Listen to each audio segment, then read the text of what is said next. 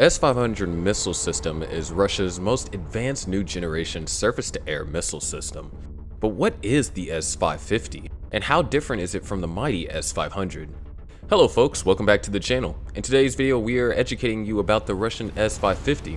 Before we can get into the video, kindly note that the information provided in this video is for educational purposes only.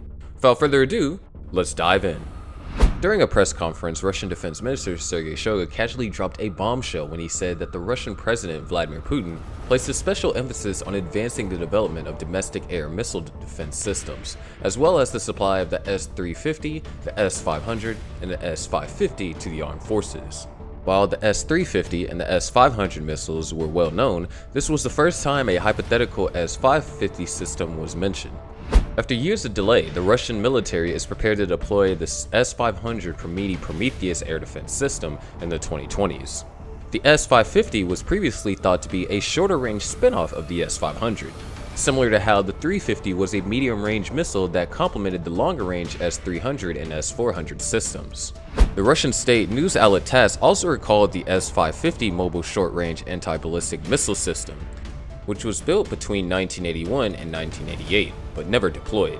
Sergei Chemzov later informed reporters at the Dubai Air Show that the S-550 would be designed to detect and intercept ballistic missiles at greater range than the S-500, and that the physical components have already been developed.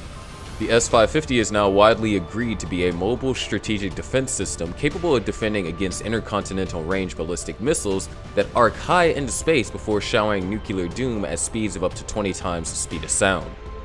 Russian sources also emphasize a space attack or space defense function, which may entail intercepting spacecrafts in low Earth orbit, such as the US military X-37B, in addition to the kinetic and anti-satellite operations. There are no plans for a naval version of the S-500, according to reports. Surprisingly, the S-500 was widely assumed to provide much better ballistic missile defense capability, thanks to its 77 N6N series missile, which US intelligence estimates to be effective against intermediate-range missiles and only partially effective against ICBMs. The S-550 is a version of the S-500 air defense system that will specialize in missile and space defense operations, according to an unidentified source who spoke to RIA Novosti.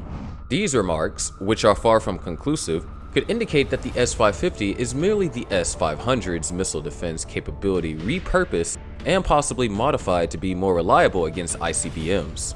It's unclear whether this implies the basic S-500 will be less competent in missile defense than promised, or if the S-550 would be significantly more successful against ICBMs than the S-500 was projected to be. The official, as quoted by RIA, makes no mention of the US silo-based ground-based missile mid-course system, which is designed to intercept ICBMs mid-course. The S-550 is believed to fall between the SM-3 Block 2 and the GMD, possibly with decent anti-ICBM capability but a shorter range. Now, what do we actually know about the S-550? The S-500 is the first generation of space-based air defense systems that can intercept ballistic and hypersonic missiles. Experts predict that the S-550 will evolve into a cheaper intermediate version of the S-500 that can do additional tactical duties. Experts also believe that the S-550 is a variant that differs from the standard S-500 in terms of combat qualities. It was improved to do specific duties and hit a variety of targets. The S-500 Prometheus is a long-range, high-altitude interceptor capable of intercepting ballistic, cruise, and aerodynamic targets. The S-500 has a damage radius of around 600 kilometers. It was only a few months ago that it was delivered to the military. On September 16th, Deputy Prime Minister Yuri Borisov said, "State tests are now complete, and the system's initial deliveries have commenced. And that is not yet in the complete nomenclature that must be made by Alma's ANTI at the request of the customer." The difference between the S-500 and the S-550, according to Viktor Murahovsky, editor-in-chief of Homeland Arsenal, is roughly the same difference between the S-350 and the S-400.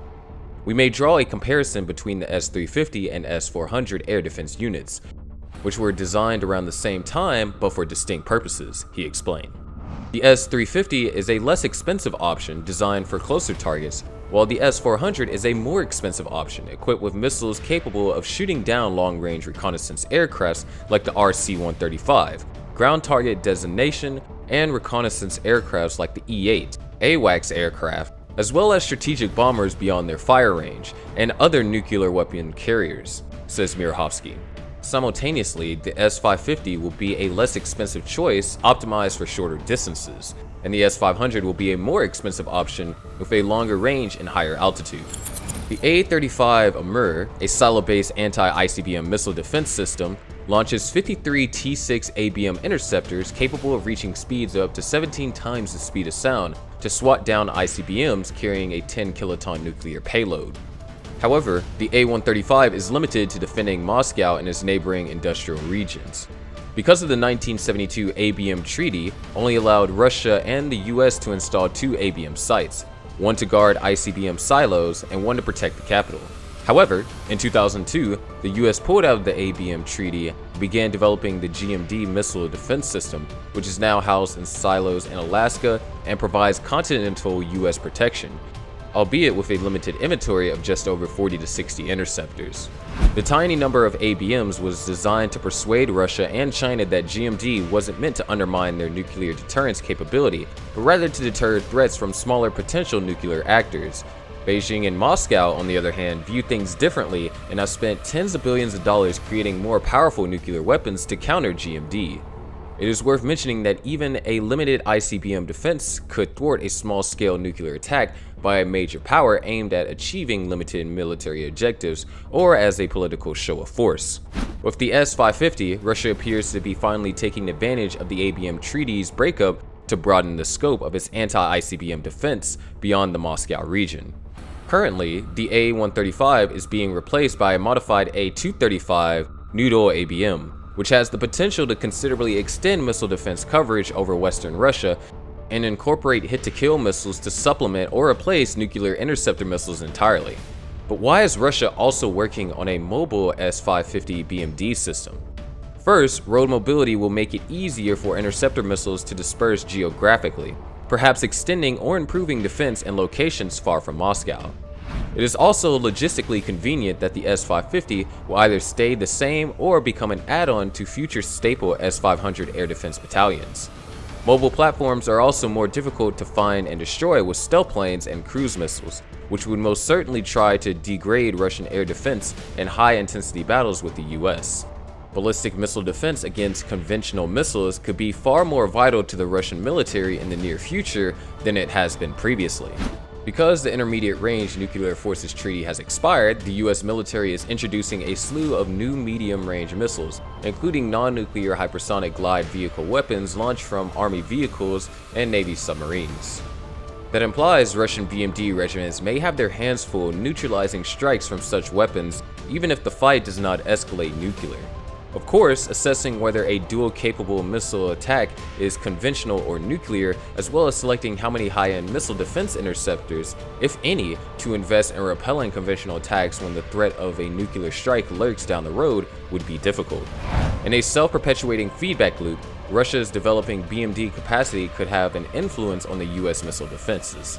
For instance, if Russia deploys a substantial number of long-range anti-ICBM anti-ballistic missile interceptors, Washington may elect to increase its GMD interceptor inventory beyond the present 60 planned. China, which has not deployed an operational BMD system but reported executing a mid-course ballistic missile interception test using an HQ-19 missile in April 2021, is another factor to consider. According to TASS, the S-550 might enter service as early as 2025. However, given that the initial S-500 deliveries were previously expected in 2016 or 2017, that timing should not be taken as certain. What do you think about Russia's new S-550 air defense system?